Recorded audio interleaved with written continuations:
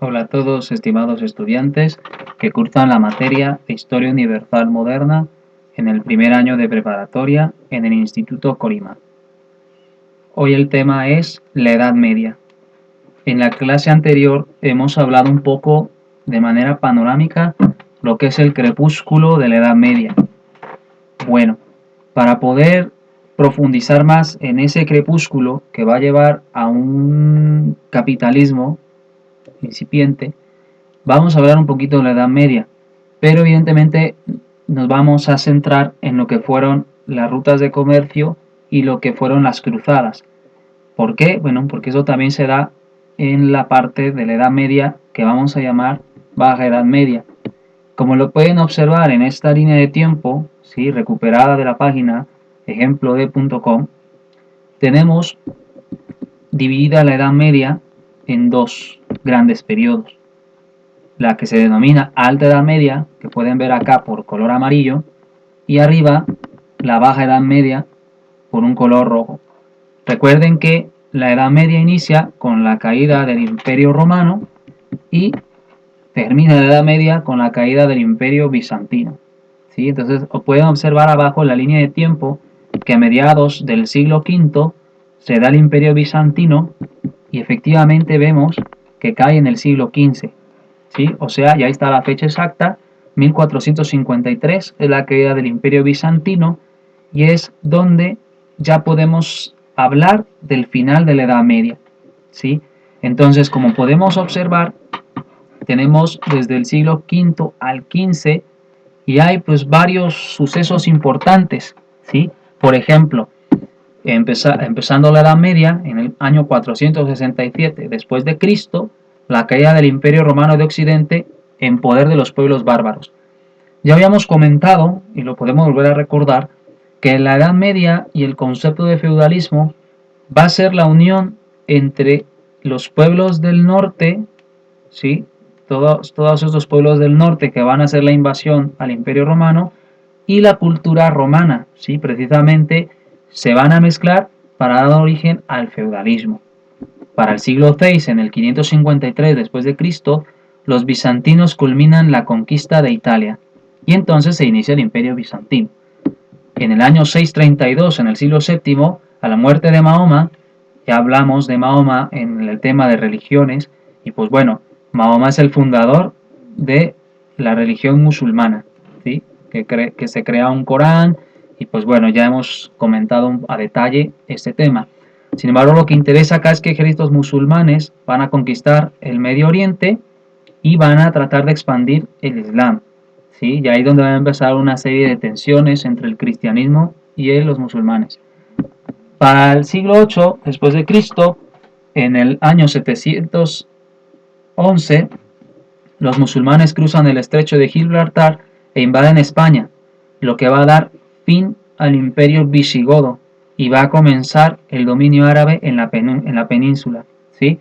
Efectivamente, bueno, eso es interesante porque ahí después hasta el siglo X y XI se va a empezar a independizar España de los reinos musulmanes, pero bueno, eso se verá con mayor detenimiento. Luego para el siglo IX, en el año 800 después de Cristo, Carlomagno es emperador de Occidente y él muere en el 814. Son solo 14 años de reinado, pero él hizo mucho, estableció códigos legales, estableció una serie de instituciones como universidades y hospitales, lo cual empezó a dar un auge a lo que sería la Edad Media europea. Para el año 905, Navarra se convierte en un reino independiente, ¿sí? Y bueno, tenemos ahora el siglo XI, ¿sí? Y como les mencioné, lo que nos interesa ahorita es la Baja Edad Media porque van a empezar las cruzadas, ¿sí? Bien, pues ¿qué son las cruzadas? Antes de entrar a las cruzadas, vamos a analizar un poquito estas rutas comerciales, porque son de suma importancia debido a que, bueno, las cruzadas se pueden interpretar a nivel histórico de dos maneras. Uno, precisamente la defensa de Jerusalén, la defensa de la fe, ¿sí? Es una pugna entre dos grandes religiones de manera militar por dominar Jerusalén, debido a los lugares importantes de culto para ambas religiones. Entonces, es cierto, ese es el primero y principal interpretación de las cruzadas. Y otra que siempre también va de la mano son las cuestiones económicas, el control de las rutas de comercio, ¿sí?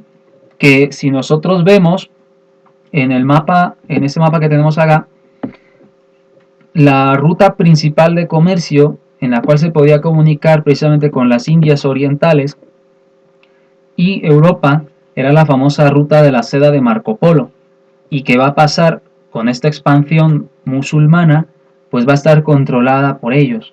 Y entonces, igual manera, acá las rutas comerciales en las cruzadas va a ser esa defensa de los lugares cristianos. Entonces, ¿qué tenemos acá? Bueno, pues tenemos las rutas hanseática, genovesa, catalana y zonas industriales, ¿sí? Entonces, ¿qué tenemos del panorama de comercio como lo podemos ver acá en este mapa? Se me pixeleó un poco, bueno ya. ¿Qué tenemos acá? Bueno, las rutas del Atlántico están marcadas por las líneas azules, o sea, es decir, cómo recorrían los barcos a los puertos para hacer la distribución de los productos que tenemos aquí en pantalla. La lana, el trigo, miel y la cera, las pieles, las especias, la seda, más especias, tejidos, trigo, vino, oro de Sudán, ¿sí? Y precisamente hace ratito cuando nosotros mencionamos que los otomanos iban cruzando el estrecho de Gibraltar, está aquí cerca de Cádiz, en España. Entonces, ese estrecho era también una cuestión comercial, ¿sí? Y bueno, las rutas del mar Mediterráneo las tenemos acá en rojo, como era la distribución de los productos y comercios, y las rutas terrestres, ¿sí? Que vean cómo abarcan. Entonces, estas son las rutas comerciales que debemos tener en mente cuando veamos ahorita el mapa de las cruzadas, ¿sí? Entonces, acá marca la cuarta cruzada para el siglo XIII, pero vamos a irnos al siglo XI, aquí.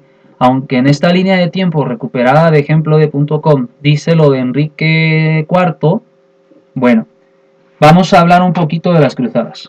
Sí, entonces, aquí están las cruzadas. Sale. En el siglo XI los turcos selyúcidas se apoderan del califato de Bagdad, ¿sí? Y amenazan nuevamente al imperio de Oriente, que pide auxilio al papado, ¿sí? Principal fuerza de Occidente. ¿Dónde está el papado? Aquí en Roma, ¿vale? Entonces, ¿dónde está Jerusalén? Aquí lo tienen en el mapa, lo tienen en la parte inferior derecha, ahí dice Belén, Jerusalén, Jefá y Nazaret.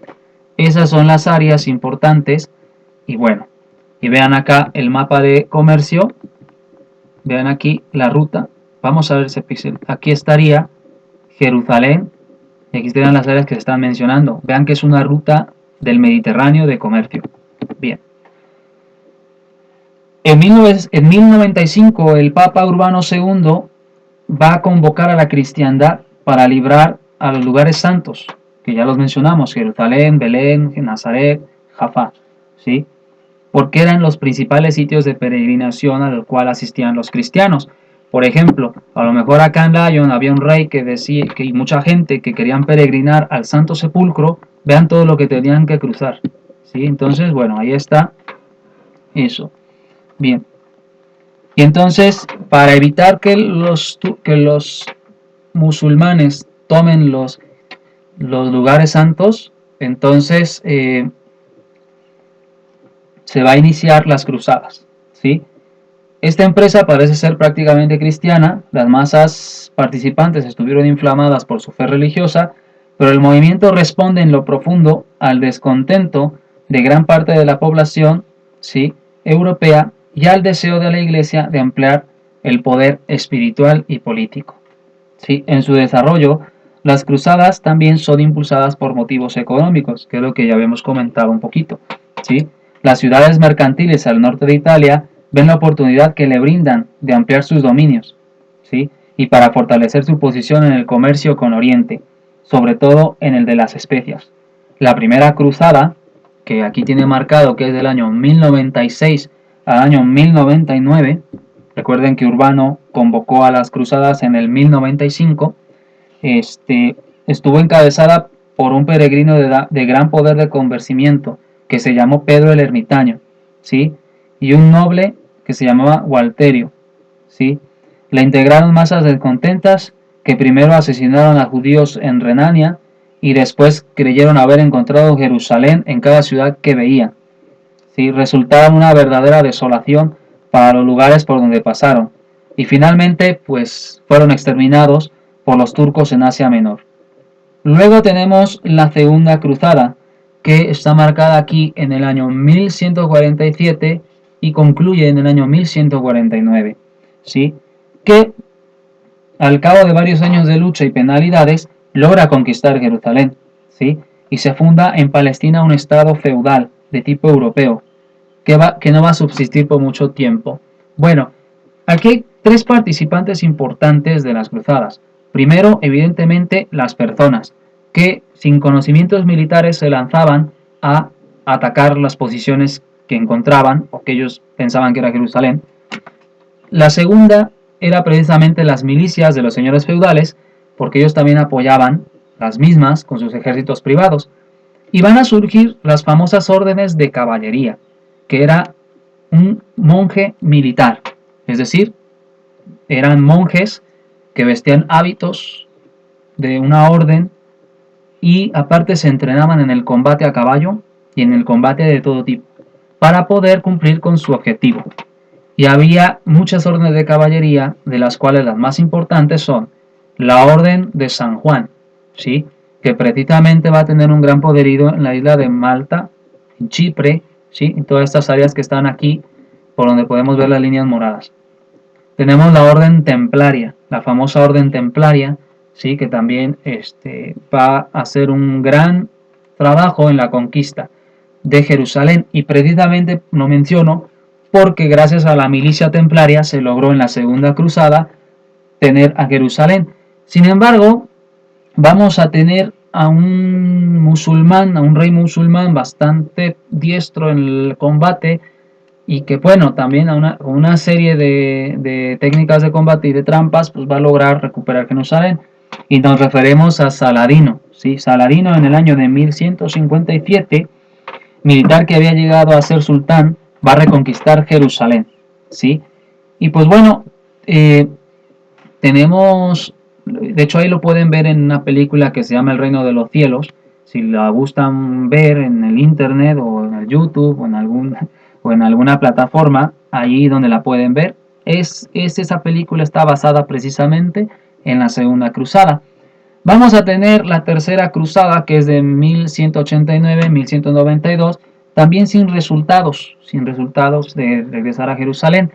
Vamos a tener la Cuarta Cruzada, que será en 1202 a 1204, que en vez de dirigirse contra los musulmanes, va a conquistar Constantinopla en el año de 1204. Y bueno, es hasta 1261 cuando los emperadores de Oriente recuperan la capital, pero bueno, eso ya es después. Y tenemos otras cruzadas, ¿no? La quinta, que es de 1218 a 1221, la sexta, que es de 1228 a 1229, la séptima, 1248 a 1250, y la octava cruzada, que se da en 1270. Estas cruzadas son importantes. Bueno, hay una en la cual fue organizada por Federico II, que obtiene por medio de negociaciones con el sultán el dominio sobre Jerusalén. Y finalmente en 1291 los árabes reconquistan toda Palestina, terminando así el fracaso militar, la empresa de los cruzados, ¿sí? A pesar de la derrota militar que sufrieron los cruzados, su acción tuvo una enorme importancia. Se llegan a conocer muchos artículos en Europa, como la pimienta, la seda, la caña de azúcar, el vidrio, el arroz, el algodón, el acero y la púrpura. Además, la prolongada ausencia de numerosos señores feudales debilita el poder de su clase. Como había mencionado, los señores feudales se apuntaban junto con sus ejércitos particulares a ir a las cruzadas. Y esto, precisamente como casi la mayoría de las cruzadas fueron vencidos, esto va a empezar a menguar su poder, como su poder político y económico en las áreas feudales de Europa, ¿sí? El impulso al comercio, a su vez, refuerza la importancia de las ciudades, también penetran muchas ideas nuevas que ensanchan considerablemente el horizonte cultural de la época. ¿Sí? Entonces, bueno, esto es importante que lo observáramos en los mapas, vean cómo se tiene aquí la... Es muy parecido las cruzadas cómo iban abarcando los lugares de comercio importantes, y esto es lo que debemos nosotros pues aprender en esta cuestión de la Edad Media, que al final de cuentas el crepúsculo se va a ir gestando debido a que la clase política de los señores feudales se va menguando, así como también los señores feudales se van a ir convirtiendo en burgueses o en productores para el comercio. ¿Sí? Lo veremos en la siguiente sección.